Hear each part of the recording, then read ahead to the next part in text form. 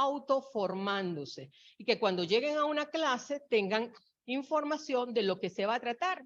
Eso también está vinculado con el plan de clase. Se establece un plan de clase donde se establecen el número de evaluaciones, los porcentajes, cómo van a ser en cada caso esas evaluaciones.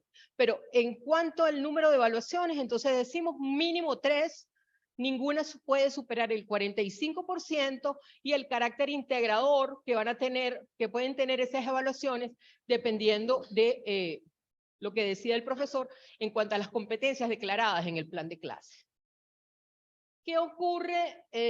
Ya dijimos, terminado acá el proceso de evaluación, finalmente, para la fecha que concluye el semestre, ya lo que viene es, aprobaste con esta evaluación continua la materia, o si no aprobaron la materia, la única oportunidad que tienen ahora es el examen de reparación. Eso está en el artículo 11, y entonces ¿qué es lo importante con respecto a los exámenes de reparación? Se evalúa toda la materia dictada durante el semestre. No se desecha ningún contenido, sino todo lo establecido en el plan de clases va a ser evaluado en ese examen de reparación, que puede ser, de acuerdo a lo escogido por el profesor, en modalidad escrita u oral. Eso previamente se acuerda con la dirección de la escuela, pues si el examen es oral, se requieren algunas condiciones que esté presente un profesor del jurado, además del profesor de la materia. La fecha de aplicación de ese examen de reparación lo fija la dirección de la escuela. No la fija el profesor de manera autónoma, sino que la fija la dirección de la escuela. La escuela se encarga de publicar a través de las redes y de todos los medios que tenemos con ustedes de las fechas de los exámenes de reparación. Esto es importantísimo que lo tengan en cuenta. ¿Qué pasa si pierdo el examen de reparación? Si pierde el examen de reparación y no asiste al examen de reparación, se considera aplazado. Aquí se aplica lo previsto en el reglamento de exámenes finales y de reparación vigente. No hay posibilidades de reprogramar por parte del profesor, sino que en todo caso, si mediaran circunstancias que permitieran reprogramar el examen, esto solo puede hacerse por solicitud ante el Consejo Universitario. No es el profesor de la materia, no es la dirección de la escuela, entonces hay que tener en cuenta que fijada la fecha de reparación, el alumno que tenga que reparar debe asistir porque luego, si pierde el examen, el procedimiento no es tan sencillo. No se resuelve con hablar con el profesor, no se resuelve con hablar en la dirección de la escuela. Entonces, esto es bueno que lo tengan en cuenta. Sigamos con las láminas con respecto a este reglamento. Hay el artículo 12, que no, está acá, exacto. Las evaluaciones extraordinarias. Hay la posibilidad de solicitar la aplicación de un examen extraordinario o de una actividad extraordinaria, pero siempre va a estar a juicio del profesor. O sea, aquí hay un carácter potestativo por parte del profesor. Y además deben mediar circunstancias extraordinarias. Me voy a permitir leerles lo que establece el propio artículo sobre estas circunstancias. Entonces dice el artículo: los estudiantes podrán presentar evaluaciones extraordinarias de aquellas evaluaciones que no hayan podido presentar solo por motivos extraordinarios y excepcionales, tales como muerte de un familiar dentro del segundo grado de consanguinidad o primero de afinidad, en la misma fecha del examen o con 4 días de antelación a esta. El segundo supuesto, haber ingresado en un centro de salud a los fines de un tratamiento médico sin que se entienda por esta causa el ingreso por emergencia a los fines de su observación o tratamiento ambulatorio en la fecha en la cual se realice el examen o hasta un día de antelación por causa imprevista. Tercero, presentar reposo médico como consecuencia de haberse encontrado hospitalizado de acuerdo a lo establecido en el numeral anterior. y cualquier otra que el profesor determine como equivalente a alguna de las anteriores. Fíjense que aquí está la discrecionalidad de determinar si alguna de las causas alegadas por los estudiantes son similares a estas causas que pueden ver son gravísimas y por eso se le llaman extraordinarias y quedan exentos o tienen la oportunidad de que se les aplique el examen o la evaluación. En estos casos, el alumno le solicitará de forma justificada y debidamente comprobada al profesor la realización de la evaluación extraordinaria, quien decidirá sobre la procedencia de la misma, así como respecto a la fecha en la cual debe realizarse. Entonces, esto deben tenerlo en cuenta porque siempre suponen que cualquier causa es válida para que se les repita una evaluación. Hay un principio que siempre aplicamos, que es la autonomía de cátedra, y el profesor es quien, de acuerdo a los soportes que ustedes presenten, evaluará si realmente la circunstancia alegada califica como una circunstancia extraordinaria y fijará las fechas para la realización de la evaluación. Entonces, eso es importante que lo tengan en cuenta. Una cosa muy importante, que todas estas evaluaciones extraordinarias no se aplican en las asignaturas prácticas. Entonces, en aquellas asignaturas que son prácticas, no se aplica este tipo de evaluación. ¿Cuáles son las asignaturas que nosotros tenemos declaradas en nuestra malla como asignaturas prácticas? Tenemos la asignatura de metodología, oratoria, incluso redacción de textos jurídicos, que se hacen evaluaciones continuas, el profesor los amenaza, evaluaciones continuas, clínica jurídica 1 y clínica jurídica 2. Y la competencia textual del español, que la están viendo en este momento los alumnos que están cursando el primer semestre. Esas materias no tienen la posibilidad de alegar, repítanme, una evaluación extraordinaria. Entonces, porque se atiende al concepto de evaluación continua y que supone, e incluso aquí no vamos a hablar ni siquiera de la asistencia obligatoria, aunque la asistencia realmente son materias presenciales y la asistencia es obligatoria, pero nada más el hecho de que una materia sea de evaluación continua supone que usted debe asistir a todas las evaluaciones y que además, siendo una materia y que en todo caso con la eliminación de los finales, ya no hay mucha diferencia entre una materia teórica y una materia práctica, entiéndanse que la obligatoriedad es asistir a clases y presentar sus evaluaciones. El artículo 16, es importante también que lo tengan en cuenta, todos tienen derecho a conocer la explicación de calificaciones. ¿En qué me equivoqué? ¿En qué me equivoqué? Que el profesor debe explicarles a cualquiera, o sea, no a cualquiera, incluso se hace normalmente una explicación de errores en conjunto. Y si alguien todavía tiene duda, puede dirigirse al profesor y pedir que le explique exactamente en qué falló, aunque a veces en los exámenes objetivos no hace falta mayor explicación porque ya de una vez va generándose, o sea, mira, la única posibilidad de respuesta correcta era esta. Y si tienes una diferente, por supuesto, o sea, no hay, salvo que haya un error de interpretación y que requieran cierta aclaratoria. Pero en todo caso, tienen el derecho a que se les explique los errores cometidos.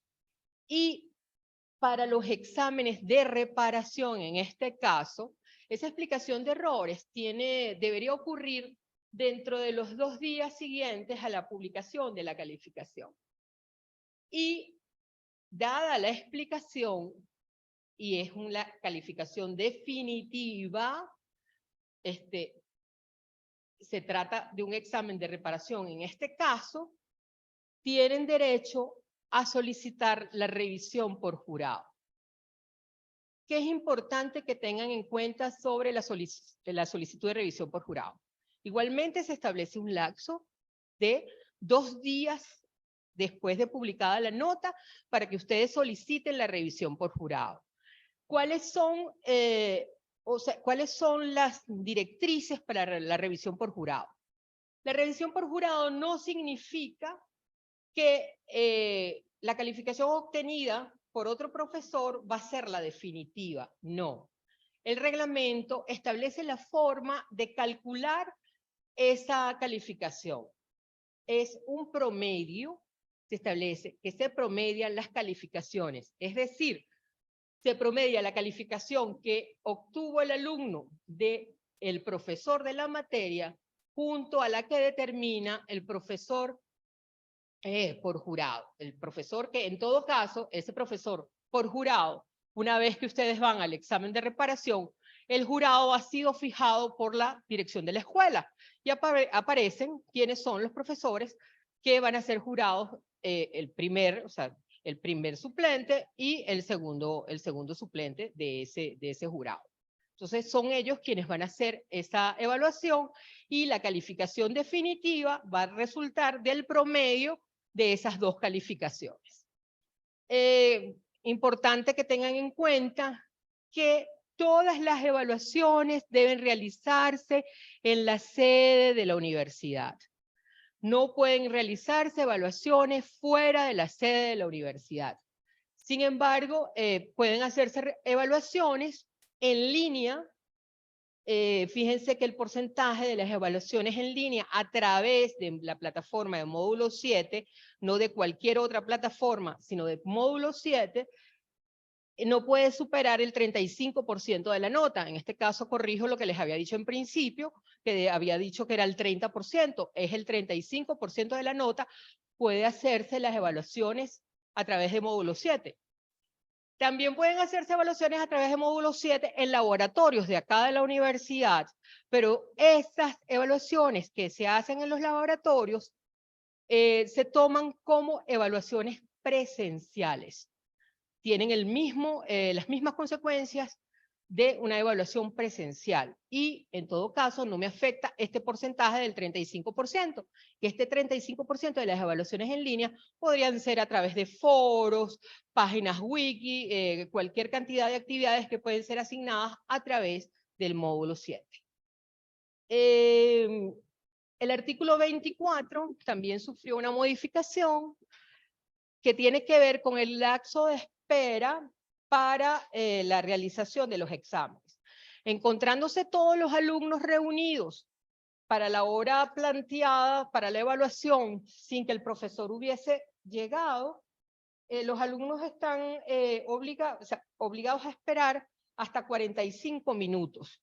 Transcurridos 45 minutos, pueden retirarse y posteriormente se fijará la oportunidad de la realización de esa evaluación. También allí hay un cambio importante porque en relación a permitir el ingreso por parte de los alumnos una vez iniciada la evaluación. Este es el segundo supuesto. Quien llega tarde no es el profesor, sino llega tarde un alumno. ¿Qué establece la norma? Si ya se dictaron las preguntas y no ha salido ninguna persona del aula de clase y el alumno llega dentro de los 30 minutos siguientes al inicio del examen, el profesor puede dejar ingresar a ese alumno al aula de clase. Lo que no significa que los 30 minutos que ya llevaba la evaluación les van a ser extendidos en el tiempo. La evaluación para el alumno que llegó tarde se mantiene en el mismo tiempo programado para todos los demás. Si la evaluación estaba prevista de 7 a 8:50 y el alumno ingresó a las 7:30 y el profesor permitió que ingresara a las 7:30, su examen también termina a las 8:50 de la mañana. Sencillamente lo que se le está dando es la oportunidad de hacer la evaluación dentro del tiempo o dentro de la fecha establecida, pero no así comprometer el tiempo del profesor y de ustedes mismos que normalmente pudieran tener otra actividad posterior a esa clase. Entonces, creo que con esto, pasemos a la otra lámina, a ver, creo que con esto terminamos con este reglamento de evaluaciones. Pueden encontrarlo igual, bueno, igual después lo pueden revisar, con mucho más detalle, está recién modificado del 28 de marzo, pero ya está publicado en las páginas de la universidad. Entonces, ok. Y además los tienen que se les envió por correo en el día de ayer. Por WhatsApp, el día de ayer. Me está comentando la profe Gina que ayer se les envió por correo. Hay otro reglamento que hasta ahora lo que hemos visto son reglamentos aplicables a los estudiantes de la Facultad de Derecho. Este reglamento también está dirigido solo a los estudiantes de la Facultad de Derecho. Entonces, es el reglamento sobre el régimen de estudios semestrales de la carrera de Derecho. Este reglamento, en todo caso, que ha sufrido unas cuantas modificaciones, fíjense que habla del régimen de estudios semestrales. En principio, la carrera de Derecho, como casi todas en la universidad, era de régimen anual. Pasamos a un régimen semestral.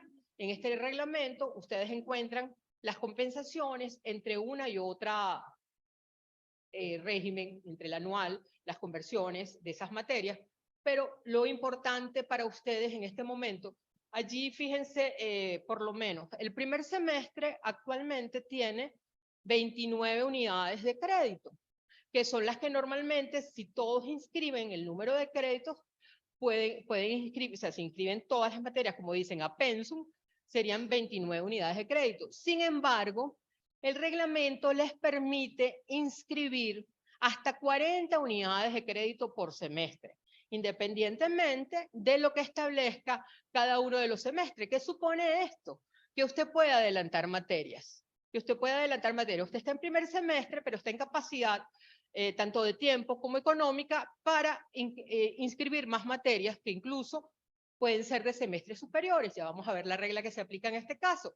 Pero, ¿qué debemos tener en cuenta? Que yo no puedo adelantar materias si no estoy inscrito en las materias inferiores. O sea que yo puedo en todo caso inscribir materias del semestre superiores solo si no tengo materias pendientes de semestres anteriores. En los casos de los estudiantes del primer semestre tienen que haber cursado todas las materias del primer semestre o estar inscritas en todas las materias para poder inscribir en semestres superiores. La regla del N+3. ¿Qué significa el N+3? El semestre N es el que estudian. Si un alumno está en primer semestre, ese es el semestre N. Entonces me dice 3. Entonces tengo segundo semestre, tercer semestre, cuarto semestre. Entonces yo puedo cursar, de acuerdo a esta regla, hasta en 4 semestres. O sea, puede ser semestres abajo, semestres arriba, pero que no superen el número de 4 semestres. Entonces, el semestre N en el que nos encontramos y los otros 3, o sea, pueden estar divididos entre semestres de abajo y semestres de arriba, pero no pueden ser más de 4 semestres de una sola vez. Entonces dice, podrá avanzar en el curso de los semestres cursando simultáneamente materias de 4 semestres consecutivos, respetando el número de unidades de crédito que lo ubican en el semestre superior. Esto es una fórmula que en todo caso se aplica internamente en la escuela, a veces para determinar en qué semestre se encuentran, porque si van a pensum no hay problema para determinar en qué semestre se encuentran, pero cuando han aprobado materias de semestres superiores, hay que hacer allí un cálculo que normalmente lo hace la profesora Trina Barrios, que nos acompaña, para determinar en qué semestre realmente se encuentra. Y allí en este reglamento está perfectamente definido porque es como una ponderación. Entre tantas y tantas unidades se considera que el alumno es de segundo semestre y así sucesivamente. El otro aspecto importantísimo es, yo no puedo cursar materias independientemente de que no exceda esta capacidad o este número de unidades, si hay coincidencia de horarios. Si usted quiere adelantar una materia, pero esa materia le colide con alguna materia que usted está cursando, es imposible que pueda adelantar esa materia. Entonces, lo que tiene que haber siempre es que no haya colisión de horarios. Y este último punto, que es importantísimo también, los alumnos que resulten aplazados por cuarta vez en una misma asignatura pierden el derecho por 2 años a la reinscripción en la escuela. Esto es lo que normalmente se aplica, esto es de una ley nacional, esto es lo que dicen, no, me agarró el reglamento de repitientes. Esto es el RR. usted puede cursar una materia hasta 4 veces. ¿Qué significa? Incluso, si usted retiró la materia, comenzó a cursar la materia y la retira dentro de los plazos que se establecen para el retiro de la materia, se considera como una materia no cursada. No aplica esta norma. Pero en el supuesto que la haya cursado, así haya dejado, yo la abandoné, dejé de presentarla, no fui a los exámenes y lo que aparece es un montón de NP que no fue evaluado, se cuenta como una materia cursada y les afecta. Esto tiene una excepción que se las comento, pero que aplica en todo caso para los semestres superiores, que se amplía a una oportunidad más cuando el alumno está cursando. En principio se establece como el último bienio. ¿Qué significa el último bienio? Que está a partir del 7º semestre en nuestro régimen semestral. Allí es la única oportunidad que tendrían una oportunidad más, diferente a esta que se establece aquí, para cursar nuevamente la materia. Si se cursa por 5ª vez en ese supuesto y son aplazados, se aplica esta disposición en que no pueden estudiar por 2 años la carrera de Derecho. Pueden quizás, como hacen muchos, cambiarse a otra escuela, pero no podrían seguir cursando la carrera al menos por 2 años. Pasa por favor a la... Ajá. Este es un reglamento que quisimos incluir aquí porque también es de reciente aplicación. Este sí se aplica no solo a los estudiantes de Derecho, sino a todos los estudiantes de todas las facultades, porque ustedes saben que la universidad tiene unas cátedras que son institucionales, que se cursan en todas las carreras. Aquí las tenemos identificadas. Competencia textual en español del primer semestre. Identidad, liderazgo y compromiso 1, también del primer semestre. Identidad, liderazgo y compromiso 2 del segundo semestre. Ecología, ambiente y sustentabilidad en el 4º semestre. E innovación y emprendimiento en el 7º semestre. Por ahora, esas son las cátedras institucionales. ¿Por qué me parece importante destacar este artículo, que lo tengan en cuenta? Esto ya nos ocurrió con una alumna de Derecho, que además es una alumna que estaba cursando su último semestre por ella venía de régimen anual, estuvo en un régimen especial, tuvo que regresar y cursar algunas materias del régimen semestral, y una de las materias que le faltaba era innovación y emprendimiento. Ella alega que no conocía este reglamento, realmente el reglamento es de reciente data, pero esa no es excusa. ¿Qué ocurrió? Ella dejó de presentar 2 evaluaciones y quiso presentar el examen de reparación. Le dijeron, no puede presentar el examen de reparación. Pierde el derecho cuando la persona que en estas asignaturas deja de presentar al menos el 25% del número total de las evaluaciones, pierde el derecho a reparación. ¿Qué significa esto? Que una alumna a punto de graduarse tiene que cursar un semestre más con esta materia. Entonces, por eso me pareció importante destacarle, si bien esto no es de los reglamentos de la escuela, de la facultad, pero sí son reglamentos que también se le aplican y que deben conocer. Pasemos al siguiente reglamento. Este sí también es un reglamento que lo consiguen aplicable a todos los estudiantes de todas las facultades. De hecho, cuando ustedes entren a la página, los que no hayan entrado, a la página de reglamentos, van a ver cómo está organizado la página allí. Lo primero que nos aparecen son las leyes nacionales. Después nos aparecen los reglamentos propios de la universidad en cuanto a su organización.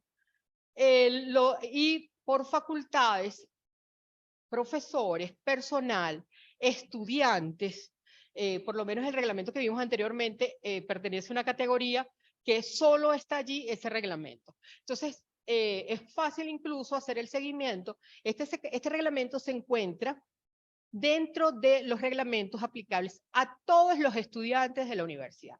Por eso está en esa categoría de estudiantes que no está limitado únicamente a la Facultad de Derecho. Entonces, sobre este reglamento, fíjense, yo creo que todas las casas de estudios fijan sus normas y además señalan las infracciones. ¿Qué encontramos en este reglamento? Principalmente el catálogo de faltas, las sanciones y el procedimiento.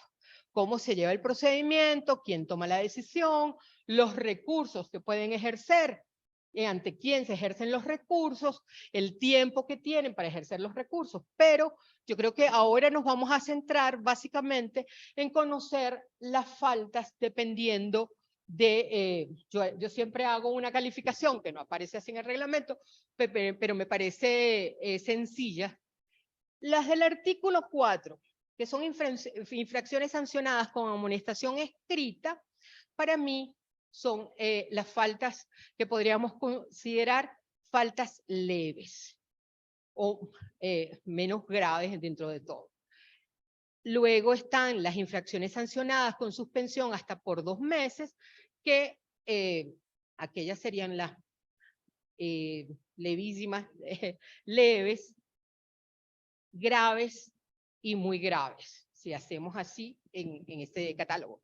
Entonces vamos a ver por lo menos las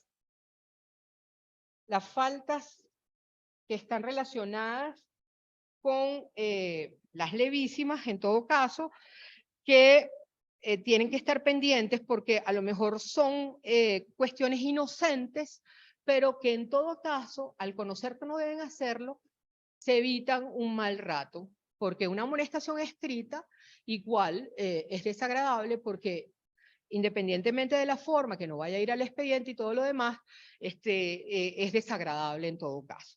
Fíjense, la primera que se aparece como una falta, que sería objeto de esta sanción, suscribir intencionalmente el control de asistencia en cualquier actividad académica por un alumno ausente. Es mi pana del alma, lo quiero muchísimo, y me llamó y me dijo, mira, yo no puedo ir hoy, por favor, firma la lista de asistencia, porque a lo mejor ese profesor lleva control de asistencia. Pero resulta que ustedes se están exponiendo por ese pana a que lo sancionen. Entonces, allí, por cuidar, y además se cuida hasta la amistad, ustedes tienen que negarse a realizar esa actividad, porque es una actividad, que si el profesor la detecta, pueden ser objeto de sanción. Entonces, hay que evitar a toda costa este tipo de procedimientos. Otra cosa que también pudiera ser una inocentada, o por desconocimiento, mira, tenemos unas horas libres, vamos a jugar cartas con dinero, apostando, practicar juegos de envite y azar dentro de las instalaciones de la universidad. Esas son cosas que pueden realizar fuera de la universidad, no dentro de los espacios de la universidad. A veces era muy común, sobre todo en el área de lo que decían el solarium para allá, los estudiantes de ingeniería jugando cartas. Entonces, esa es una actividad que está prohibida, es una infracción, y eso implica que pueden ser sometidos a un procedimiento. Presentar solicitudes que contengan declaraciones falsas o engañosas para procurarse una ventaja o beneficio. No pudieron presentar una evaluación y ustedes quieren que el profesor le haga una evaluación extraordinaria y traigo un reposo falsificado para estar entre los supuestos que establece. Eso incluso el profesor pudiera pedir apoyo a la escuela para la verificación de esos reposos. Si bien es el profesor quien toma la decisión, puede pedir el apoyo a la escuela para verificar que la emisión de ese reposo haya sido efectivamente hecha por una institución de salud o un médico privado. Pero en todo caso, el solo hecho de presentar un justificativo de esto falsificado implica que pudieran estar sometidos a una sanción disciplinaria. Usar una tarjeta académica inteligente, la TAI, la tarjeta de ustedes, que ustedes tienen, que ustedes se la prestan a otra persona ajena a la universidad para que entre al campo. Eso no lo pueden hacer. A veces pareciera que es una cuestión inocente. Ah, no, es que mi primo quiere conocer la universidad y yo le permito entrar con mi tarjeta y pasa por los torniquetes, y eso puede acarrear una sanción, porque igual, déjenme decirle que esos registros quedan en el sistema. Cuando ustedes pasan por cualquiera de los puestos de ingreso a la universidad, hay que dar registrado en la tarjeta. E incluso el oficial de seguridad pudiera pedirles una identificación distintas para comprobar que realmente se trata de ustedes. Entonces, si bien es un hecho que a lo mejor creen que no podría ser detectado, puede ser detectado. Entonces, hay que evitar, porque además ponen en riesgo, porque en este caso a lo mejor es un primo, pero no sabemos también con qué intenciones entran otras personas al campus de la universidad. Entonces, por la seguridad de todos, incluso, hay que evitar este tipo de conducta. Ocasionar ruidos molestos en el recinto universitario que puedan perturbar el desarrollo de sus actividades regulares, circular en vehículos automotores en el recinto universitario a exceso de velocidad. La velocidad dentro de la universidad está bien identificada casi que en todas partes. Sé que es bastante difícil de cumplir, pero se dice que no superen los 15 kilómetros por hora dentro del recinto universitario. Y otra de las causales, que es yo no cometo esto directamente, pero sí ayudo para que otra persona cometa alguna de estas infracciones. En todos estos casos, siempre podría ser sancionado también. Entonces, ahora vamos a aquellas infracciones, las del artículo 5, que pueden ser sancionadas con suspensión hasta por 2 meses. Hasta por 2 meses. Y no solo en una sola materia, incluso pudiera hacer esa suspensión en toda la carga académica dependiendo de la falta. Y si la infracción ocurrió en una materia que aprobaron, puede ser aplicada en el semestre siguiente en la materia que determina la dirección de la escuela, ya sea en equivalencia por unidades de crédito, porque es la continuación de la materia, pero se siguen ciertos criterios para escoger la materia en estos casos cuando han aprobado. Entonces, la primera de ellas, incurrir en conductas fraudulentas que comprometan la integridad de cualquier tipo de evaluación. Que es comunicarse entre ustedes durante una evaluación, llevar material de apoyo, conocido en esa jerga estudiantil como las chuletas. Nada de esto puede. La siguiente, que tiene más o menos alguna relación con esto, es utilizar dispositivos electrónicos que no hayan sido autorizados por el profesor. En este caso, si el profesor les ha señalado, no se puede utilizar la computadora, no se puede utilizar el teléfono. El solo hecho de estar portando este tipo de dispositivos o estar utilizándolo acarrea la falta. La segunda, ingresar, porque fíjense que es portar dispositivos, no es ni siquiera estarlos utilizando. Si a ustedes se les pidió, guarden sus teléfonos dentro, muchas veces algunos profesores piden incluso que pongan los bolsos en la parte de adelante, entonces usted no puede quedarse con el teléfono en el bolsillo. Es preferible que guarde el teléfono dentro del bolso y así evita una sanción de esta naturaleza. Bueno, peor aún, estarlo utilizando durante el examen.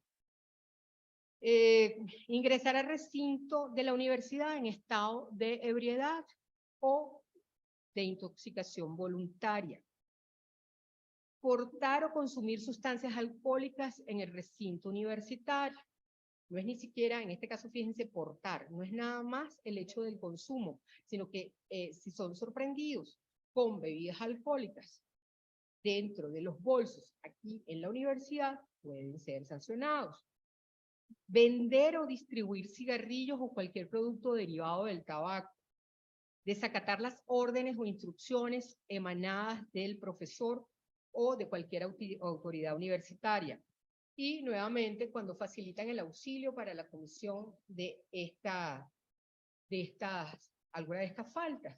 Adicionalmente, en el supuesto que hubiesen cometido 2 sanciones del artículo que eran referidos para la amonestación escrita, ya no es amonestación escrita, sino que se aplica esta sanción.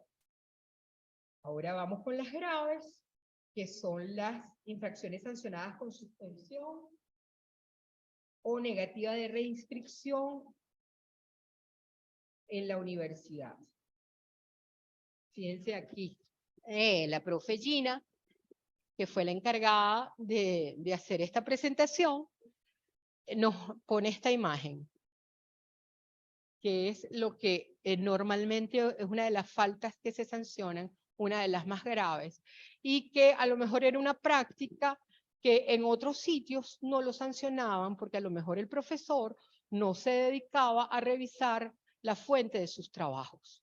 Pero normalmente nuestros profesores se ocupan de revisar efectivamente si esas ideas que ustedes están exponiendo en el ensayo, en el trabajo, en un examen, un trabajo de investigación, lo que se tratare, son ideas propias. Porque el problema no está en que ustedes utilicen la fuente de otros autores. Eso no es problema. El problema está en cuando ustedes utilizan otras fuentes y pretenden señalar que son propias, que son ideas propias.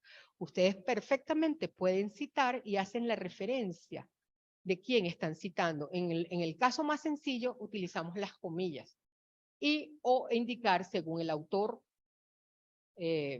Aguilar Gorrondona, en el caso de los muchachos que están viendo personas, pueden citar y dice la definición de persona es tal cosa, o de acuerdo al Código Civil, pero no dejar o hacer presumir que esas ideas son propias. Entonces, fíjense, el primer supuesto es presentar como propio una idea o trabajo de autoría de tercero, sea en forma parcial, total, con o sin consentimiento del autor. No, pero es que él me dijo que podía utilizar ese trabajo. Fue un trabajo previamente que ya había entregado a otro grupo y me autorizó a que lo utilizara. Ni siquiera eso vale como excusa.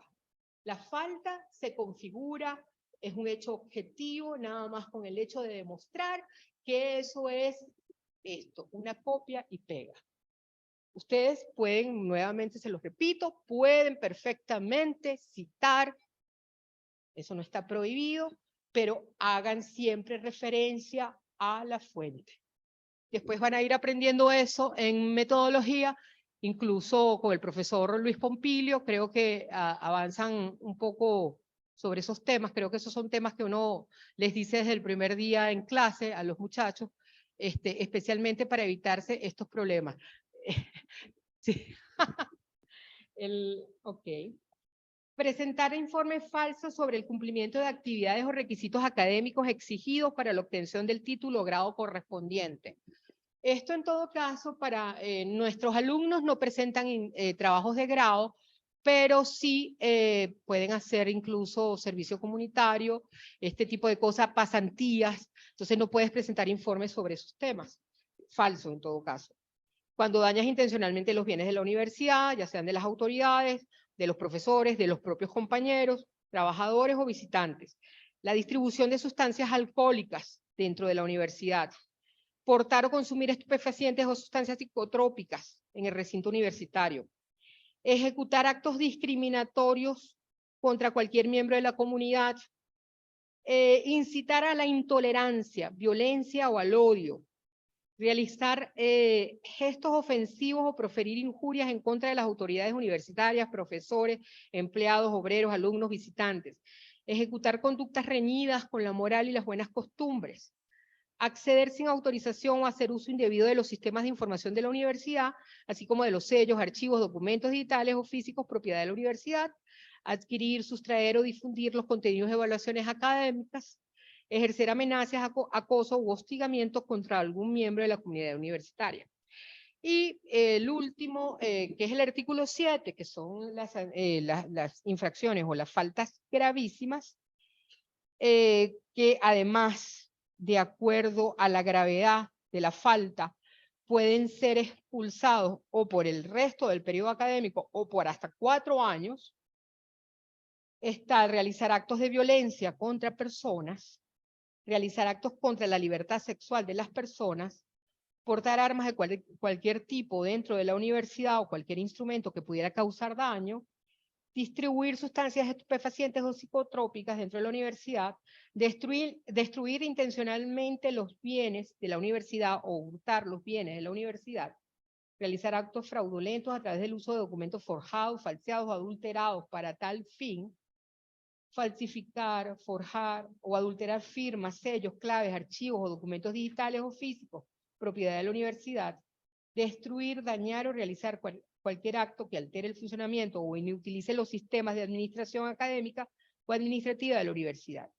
Y en este caso, presentar como propio un trabajo o idea a autoridad de terceros, sea en forma parcial o total, con o sin consentimiento del autor cuando aquel sea requisito final para obtener el título o grado correspondiente. Esto específicamente, sí, lo que eran los trabajos especiales de grado, que nosotros no aplicamos en derecho, que también estas normas aplican para estudiantes de posgrado.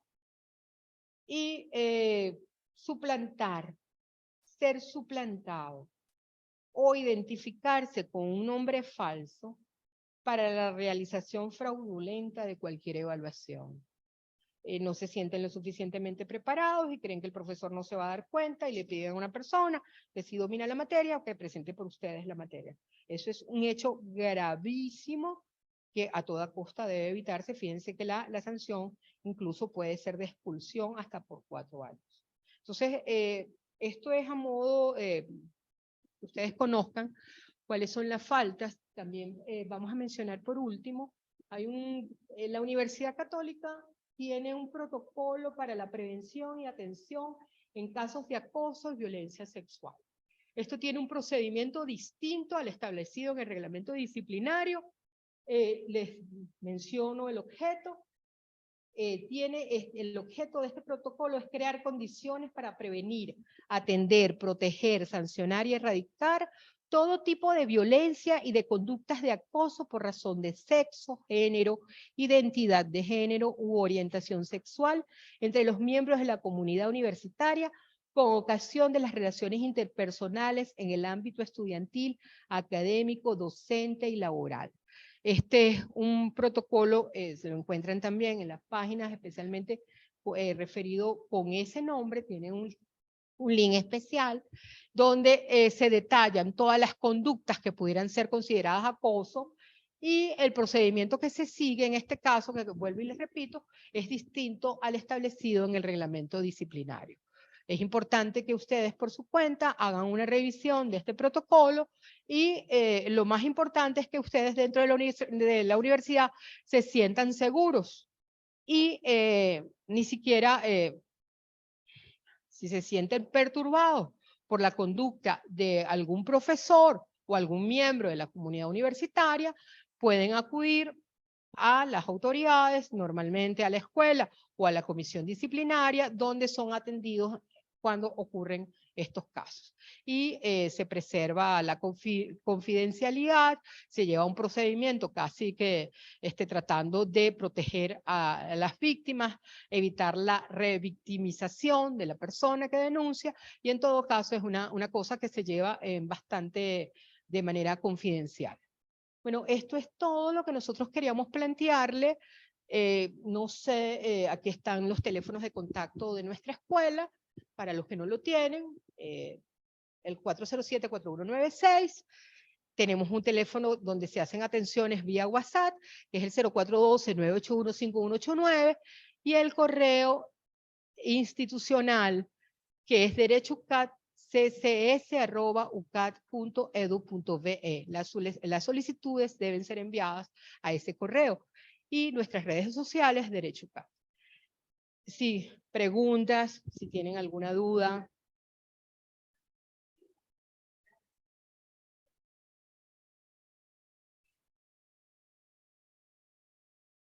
Pero para que quede grabado.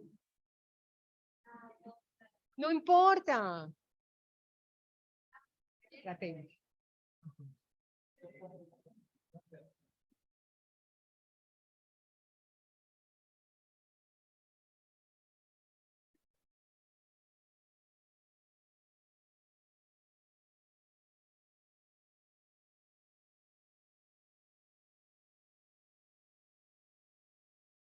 Ya, yo les mencioné, el alumno pregunta, por si acaso, para que quede en el audio, sobre la posibilidad que tenga el profesor de impedir el ingreso de un alumno que haya llegado fuera del horario establecido para el inicio de la clase.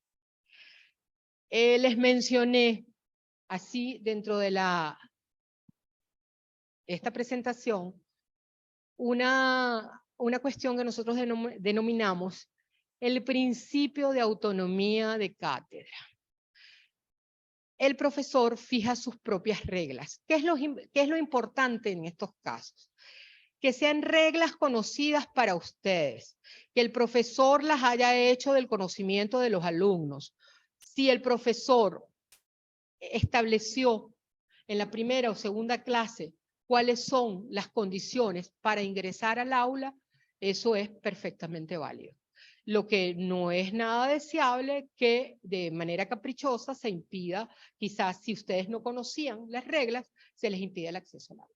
Pero en todo caso, lo que deben es tratar de prestar atención a las reglas que fijan, porque estas son las reglas escritas en todo caso, pero el profesor puede incluso, y eso lo van a encontrar, que en las evaluaciones, profesores que establecen que por errores ortográficos ni siquiera corrigen, entonces, pero esas condiciones se han fijado y deben ser de conocimiento de ustedes.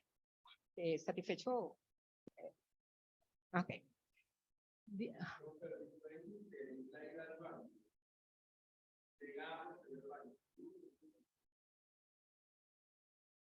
Es válida la misma respuesta que acabo de dar.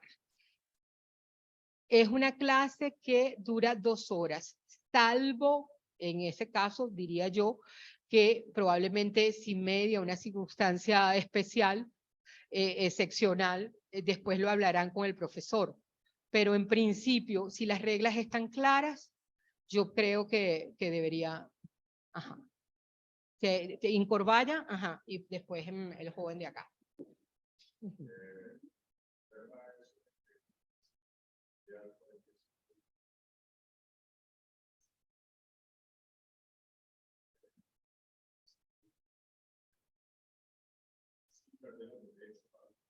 Está en el reglamento, está en el reglamento.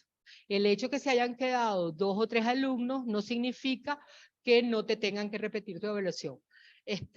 Yo creo que ahí funcionan más o menos como, si se van a retirar todos, normalmente se retiran todos. Aunque la experiencia me dice que esperan, pero pudiera ser que no llegara el profesor por alguna circunstancia.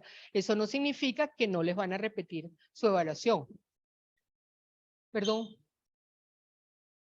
¿Cómo se recupera? No, pero es que es permitido en todo caso. El reglamento te dice, si esperaron, si la evaluación estaba fijada para las 7 de la mañana y son las 7:45 y el profesor no ha llegado, hay que reprogramarla probablemente.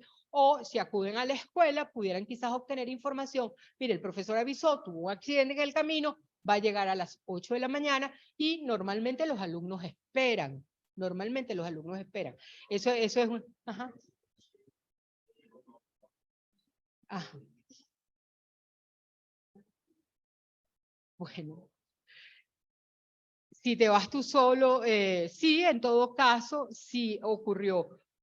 Bueno, ahí hay que valorar cada caso cuando se presenta, ¿no? Porque si ustedes acudieron a la escuela, va el delegado, preguntan, mire, el profesor no ha llegado, ¿hay alguna instrucción? Y ustedes normalmente esa evaluación la tienen programada dentro del horario de la clase. Que eso es un detalle que deben tomar en cuenta. No es que ustedes estaban allí para presentar la evaluación de 7 a 7:45, sino que la evaluación estaba prevista entre 7 y 9 de la mañana. Entonces, yo creo que una cuestión de sentido común es esperarme a las instrucciones. El profesor llamó, no puede llegar, se retiran. O el profesor pide que lo esperen, que va a llegar a las 8 porque se le pinchó un caucho en la autopista. Algo de eso. Siempre también, no es que el profesor se quedó dormido, no, sino que ha mediado también una circunstancia excepcional.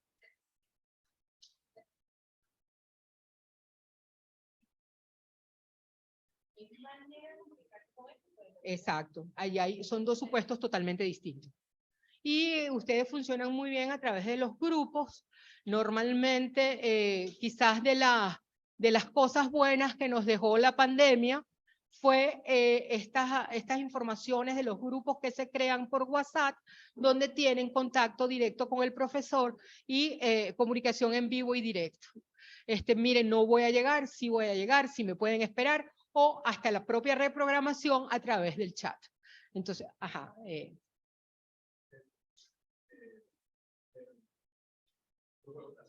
Ajá.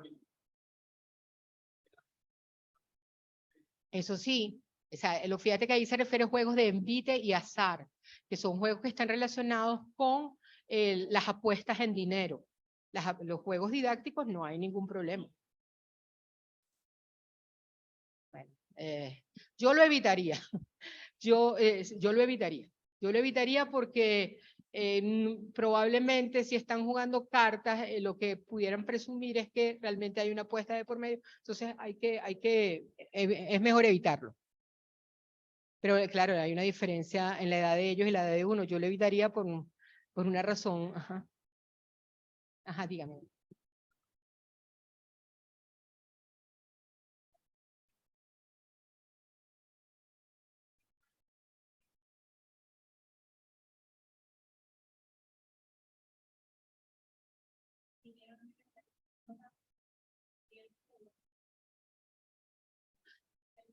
Mira, normalmente cuando ocurren esos cambios de penso, se dictan unas normas de carácter transitorio y se define a quiénes aplican y a quién no. Fíjense, les puedo mencionar un caso reciente, cuando se introdujo una materia de estas institucionales, que fue innovación e emprendimiento, se fijó una norma. ¿Quiénes no tenían que cursarla? Aquellos alumnos que hubieran aprobado todas las materias del séptimo semestre. Entonces, así como se fijan esas reglas, ante cualquier cambio en el pensum, se fijan unas normas de carácter transitorio y se definen a quiénes aplica y a quiénes no.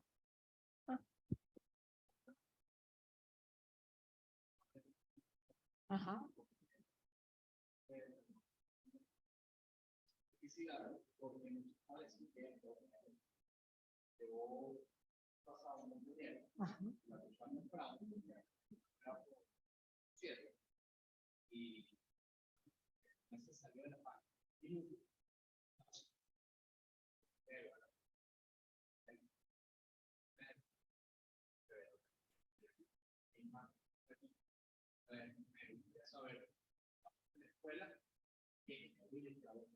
Pero fíjense, no a ojos de la escuela. Si la solicitud del inicio del procedimiento llega, eso por parte del profesor, eso es sometido al Consejo de Facultad. Es el Consejo de Facultad quien evalúa si objetivamente están dadas las condiciones para iniciar el procedimiento. No es un procedimiento a espaldas del alumno, no es un procedimiento en el cual se les niega el derecho a la defensa, es un procedimiento en el cual tienen conocimiento desde el mismo momento que se inicia, porque son notificados a través del órgano instructor, que es la comisión disciplinaria. Allí ejercen sus alegatos, tienen la oportunidad de promover pruebas, y si resulta que no hay elementos suficientes, sencillamente se decide por no sancionar al alumno. Pero habría que, porque no es nada más el hecho, probablemente no fue nada más que se salió y eso es el fraude, sino que además de haberse salido, tiene copias textuales de otras cosas. Entonces, lo que hay es que ver, cada caso tiene que ser analizado individualmente. Hay unas normas generales, pero en todo caso, y quienes toman la decisión de sancionar no es precisamente la comisión disciplinaria, sino que es nuevamente el órgano superior de nuestra facultad, que es el Consejo de Facultad, que está conformado por todos abogados, salvo los estudiantes de Derecho, que son sus representantes, quienes toman la decisión. Y debe verse bien el acervo probatorio, si realmente se probó, se demostró el hecho, no es nada más porque allí también cabe el supuesto de la duda razonable. Si yo no pude demostrar que realmente hubo la comisión de un hecho que debe ser sancionado, aplica el principio de la presunción de inocencia. Entonces, no se aplica sanción. ¿Ok? Nosotros ahorita estamos en un pensum de 5 años. Ajá, de 10 semestres. Ajá.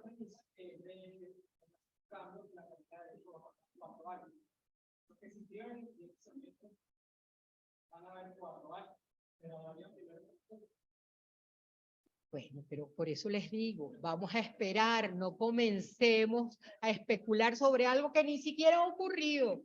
Fíjate que me estás hablando que vamos a cambiar a 4 años o a 8 semestres, ni siquiera sabemos si eso es cierto realmente. Entonces, apenas se están en estudio, hay una comisión de rediseño curricular dentro de la facultad que está estudiando la posibilidad de reformar el pensum. A lo mejor resulta que quedamos en 10 semestres igual, con alguna modificación en las materias. Entonces, no nos adelantemos a los acontecimientos. Vamos a esperar qué es lo que ocurre. Ustedes, o sea, aquí lo que hay es cantidades de rumores, no tenemos nada en concreto aún, y una vez que haya alguna reforma, los primeros que lo van a saber son ustedes, porque son los sujetos interesados a quienes se les va a aplicar esas nuevas normas, y ya veremos cómo se hacen, porque no es la primera vez que se hace cambio de pensum dentro de la universidad. Se han hecho cambios de pensum en otras escuelas e incluso dentro de nuestra misma carrera también hemos hecho cambios de pensum. Hemos movido materias de semestres, estaban en semestres superiores, pasan a semestres inferiores y se dictan las normas transitorias. ¿Qué es lo que se hace en el supuesto? Y se toman en cuenta todas estas variables para no perjudicar a nadie, porque la idea es que todos queden favorecidos con el cambio.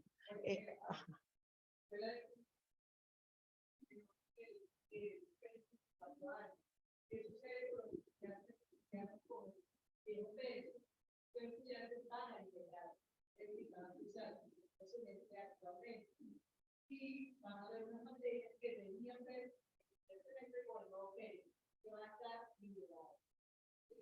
Esto ocurre con pero si hay siempre, la vez que se apruebe, que estamos, para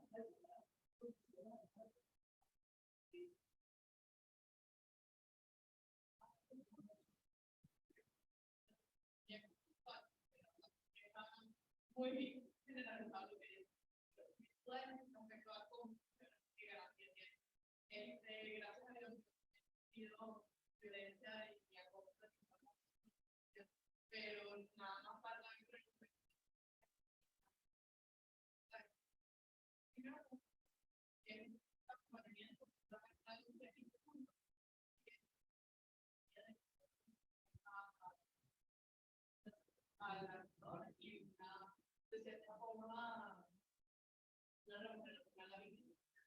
mira, fíjate, el protocolo, me permites entonces quizás aclarar cosas que no aclaré, sencillamente lo mencioné.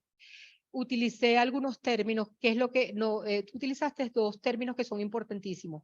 Hay el acompañamiento y hay también las medidas cautelares que se pueden dictar para la protección de un alumno o alumna que esté sometida o sometido a una situación de acoso. Entonces, hay acompañamiento incluso por parte de psicólogos del CAT en estos casos y además una serie de medidas que pueden dictarse para proteger a estos alumnos de esta situación, dependiendo también de dónde proviene el acoso, porque no necesariamente tiene que ser el acoso de un profesor hacia una alumna o a un alumno, sino que también pudiera ser entre ustedes mismos, entre alumnos o de otras personas distintas, pero por eso se especifica en el protocolo que cualquier miembro de la comunidad está sometida a estas normas. Este es un procedimiento que puede acarrear sanciones y hay acompañamiento desde el primer momento y un procedimiento, que eso sí se los mencioné, donde se procura la confidencialidad y evitar a toda costa que haya la revictimización de esa persona. Entonces, sí hay unas normas que propenden al acompañamiento, a la protección y a la confidencialidad. Ajá, dime, Juan.